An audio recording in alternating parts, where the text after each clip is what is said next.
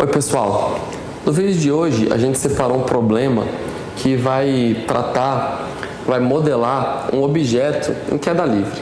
Então, um problema de gravitação. Na verdade, a gente está querendo estudar como se comporta um objeto que a gente simplesmente lança para cima, né, no planeta, no caso no planeta Terra, por exemplo. Tá?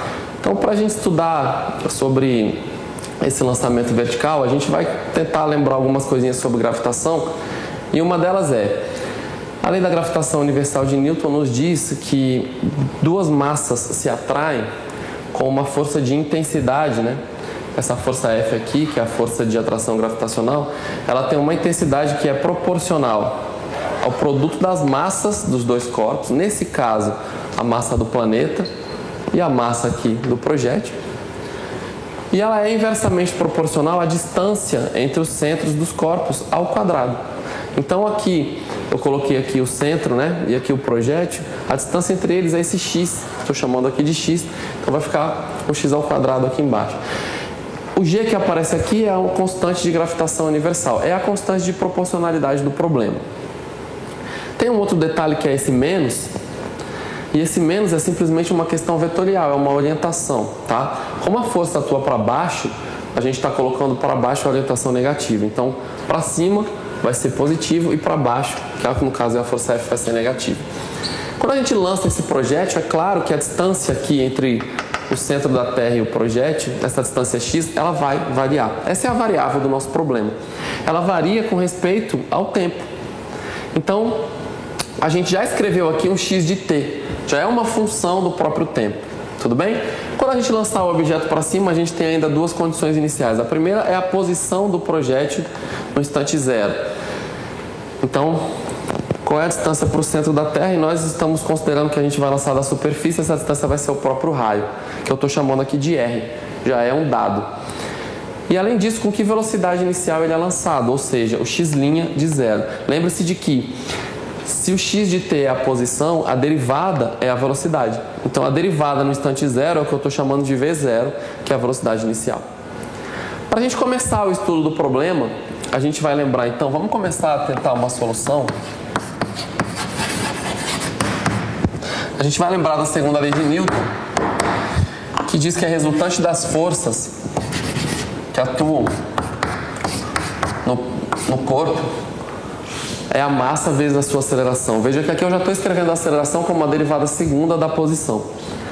Então, a resultante das forças, já que a gente está desprezando os atritos, a única força que vai agir no projétil é a força gravitacional.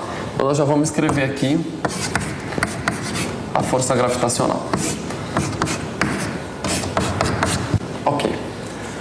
Para simplificar, a gente já vai cortar essa massa e a gente vai observar a equação diferencial que a gente tem, uma equação que envolve a função e possíveis derivadas, é essa aqui, ó.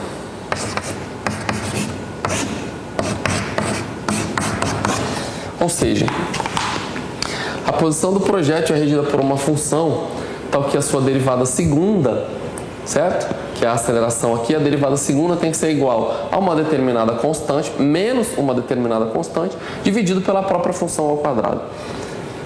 Como nesse problema a gente tem ali uma derivada e a gente tem aqui nessa igualdade, a primeira coisa que a gente vai pensar é integrar, né? Vamos ver o que pode acontecer se a gente integra com respeito ao tempo. Lembre-se de que a derivada aqui é com respeito ao tempo. Então, a gente acaba integrando aqui com respeito ao tempo também. E vou integrar desse lado também.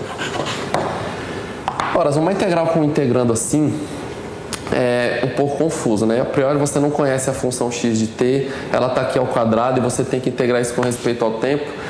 A gente se depara com uma situação não tão simples de resolver.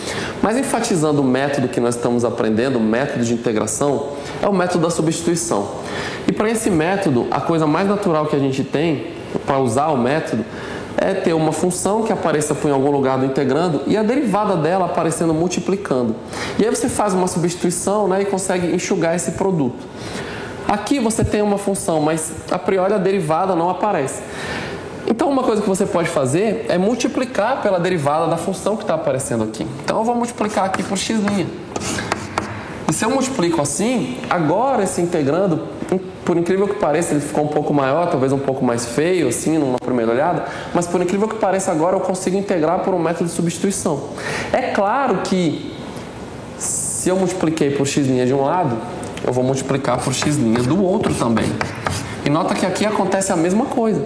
Veja que agora eu tenho aqui uma função, que é x', cuja derivada, que é x duas linhas, aparece multiplicando. Então, vou conseguir integrar pelo mesmo método. Tá claro? Vou começar com essa parte aqui que me parece ser um pouco mais simples. Vejamos. Vou fazer uma substituição aqui. Eu vou chamar v de x' de t. Você vai falar, bom, mas por que você está chamando de outra variável exatamente o x'? Ora, é porque a derivada do x' é exatamente que aparece multiplicando. Então agora quando eu fizer a diferencial dv, claro que se eu substituo por v eu tenho que achar a diferencial dv, é a derivada dessa função vezes dt. E aqui vai aparecer exatamente x duas linhas de t dt. Veja que aparece aqui o v e dv. Então, basicamente eu vou resolver essa integral para cá, isso daqui é a integral de v dv.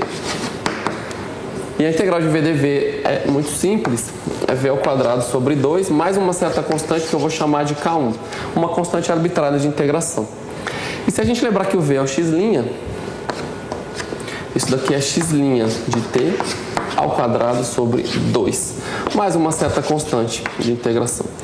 Um fato físico, se a gente quiser comentar aqui, é que, sendo x' a velocidade, aqui a gente tem velocidade ao quadrado sobre 2.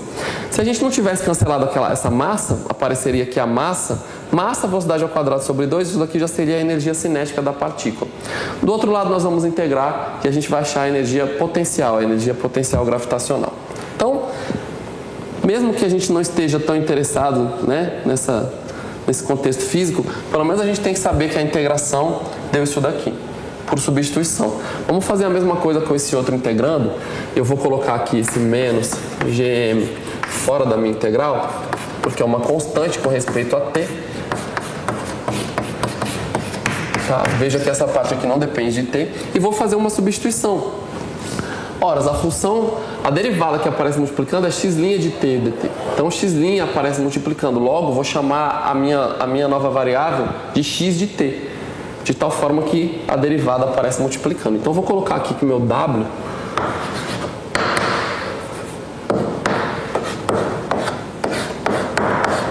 é x de t. E a minha diferencial dw é a derivada dt. Nota que agora ficou bem mais simples, né? Então eu poderia ter isso daqui como sendo aqui, ó, menos gm é a constante que eu repito, ela é dw sobre w ao quadrado. Veja que o x é o w. E essa integral ela também é elementar, tá bom? Vou reescrever aqui de uma maneira um pouco mais simples, mas ela é w a menos 2 dw, né? E de novo é uma integral de uma potência.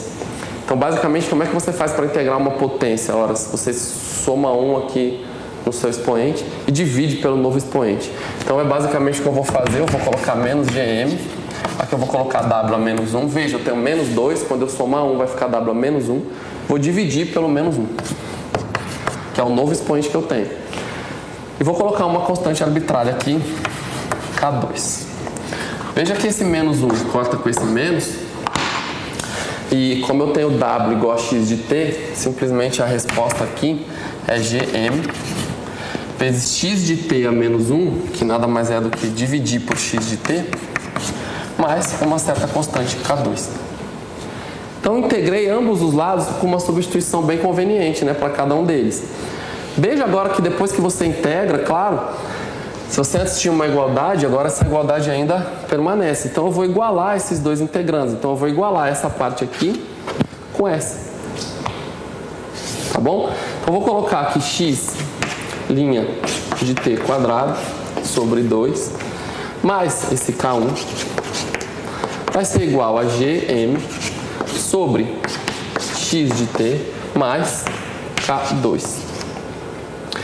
Uma coisa que é que a gente pode fazer aqui, ao invés de colocar esse mais K1 de um lado, a gente passa para K menos K1. E, na verdade, eu nem precisava ter colocado uma constante de ambos os lados. Eu coloquei só para que ninguém se perdesse. Porque, veja, você tem uma constante arbitrária menos uma constante arbitrária. Ora, isso daqui é, por si só, uma constante arbitrária. Então, a solução que a gente tem aqui no problema é que o seu x' de t ao quadrado, perdão, eu errei aqui. Agora sim, x' ao quadrado sobre 2 tem que ser igual a gm sobre x de t mais uma certa constante arbitrária k, que é exatamente, né, essa diferença entre as outras duas constantes. Então não importa muito. Então essa aqui é uma equação sobre o problema. Agora veja, a gente tem uma constante aqui, que é uma constante de integração, que ela pode ser determinada com as nossas condições iniciais. Então lembre-se de que a gente tem duas condições iniciais. Primeiro a posição da partícula no instante zero e depois a velocidade da partícula no instante zero. Então se a gente faz t igual a zero, para t igual a zero, eu vou fazer aqui nesse canto, eu vou ficar simplesmente substituindo aqui o t igual a zero. Então vai ficar a velocidade com que eu lanço ao quadrado sobre 2 igual a gm sobre o x de zero, que é o raio, mais k. Então, fazendo esse valor particular, a gente descobre que a constante k é v0 ao quadrado sobre 2 menos gm sobre r. E agora eu consigo substituir essa constante lá para, de fato, ficar com a equação sem uma constante arbitrária.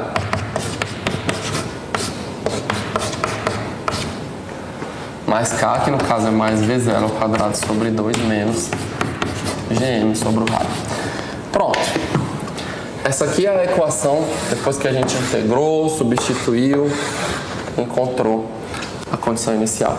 Veja que a gente tem, desculpa, eu esqueci o quadrado de novo, mas eu me esqueço, mas eu lembro que não tem problema. Então é x' ao quadrado sobre 2 igual a gm sobre x de t mais v0 ao quadrado sobre 2, onde o v0 é a velocidade que você está lançando, menos gm sobre o raio da Terra. Como solução é isso? Uma pergunta que a gente tem para vocês agora é a seguinte. É sobre a velocidade de escape. Quer dizer, será que teria como esse valor de V0, a velocidade com que eu lanço o objeto para cima, ser tão grande, mas tão grande, que o objeto simplesmente nunca mais volte? Quer dizer, ele vai sair da atração gravitacional da Terra, da ação gravitacional da Terra e não vai mais voltar. E a resposta é sim. Tem como essa velocidade atingir esse número. E como que a gente vai investigar isso? Bom, em primeiro lugar, para que o objeto se distancie da Terra e nunca mais volte, a gente vai dizer que a velocidade dele nunca vai zerar. Por quê? Porque para o objeto voltar, eventualmente ele tem que parar, né? Ele está se distanciando da Terra. Para que ele volte, uma hora ele para. Se você impõe, então, que a velocidade aqui, né, que essa parte é sempre maior do que zero, isso significa que o objeto não voltou mais. O que tem que acontecer para essa velocidade ser sempre maior do que zero? Vamos investigar tema por tema, especialmente esse, que é o que contém a variável tempo. Alguns alunos às vezes dizem, professor, mas se o objeto sempre se distancia, né, essa distância x de t, ela só vai aumentar. Eu digo, de fato, o x de t aqui, o x vai para infinito, né? Considerando que o projeto não volte mais, ele vai se distanciando, tá bom? Então essa distância sempre aumenta, mas o fato é que você tem g vezes m, que são constantes positivas, dividido por uma distância. Então por mais que isso daqui você pode pensar que isso tende a zero, mas o fato é que isso daqui é sempre um número positivo. Aí a gente analisa agora essa outra grandeza, porque aqui tem um sinal de menos, né? Aqui é que a investigação vai realmente começar. Então nota que, se aqui você já tem uma coisa positiva, basta com que essa parte aqui, essa constante, seja não negativa, né? Eu vou colocar assim, não negativa, para que somado com uma coisa positiva desse lado, vai ficar sempre positiva. E para que isso aconteça, você teria que ter V0 ao quadrado sobre 2 maior ou igual do que Gm sobre o raio. Então, se você lança com uma velocidade V0, tal que essa desigualdade acontece, ela é muito grande para que fique maior ou igual a isso daqui, né? V0 ao quadrado sobre 2, etc. O objeto não volta mais. Claro que você tem uma velocidade mínima para que isso aconteça, uma velocidade a partir da qual isso ocorre. Então tem aquela velocidade que, né, é a velocidade crítica. partir dela, o projeto não volta mais. Claro que velocidades superiores ele também não vai voltar. E essa velocidade crítica se dá com a igualdade, né? Para uma velocidade ao quadrado, para ficar maior ou igual, quer dizer, com a igualdade você tem exatamente a velocidade de escape. Então aqui, só para eu terminar, a minha velocidade de escape vai ser quando eu tenho a igualdade, então ela vai ser igual à raiz, eu já vou tirar a raiz aqui, vou passar o 2, 2gm sobre o raio. Então, conhecendo aí a massa da Terra, o raio da Terra e o valor dessa constante aqui da gravitação universal, a gente consegue calcular a velocidade de escape do planeta, tá bom? Vale ainda considerar que, para esse problema, a gente não contou com o atrito da atmosfera, claramente vai fazer o projeto frear, né? E vale observar que essa velocidade aqui é muito alta, né? É uma velocidade muito grande para fazer o projeto sair simplesmente.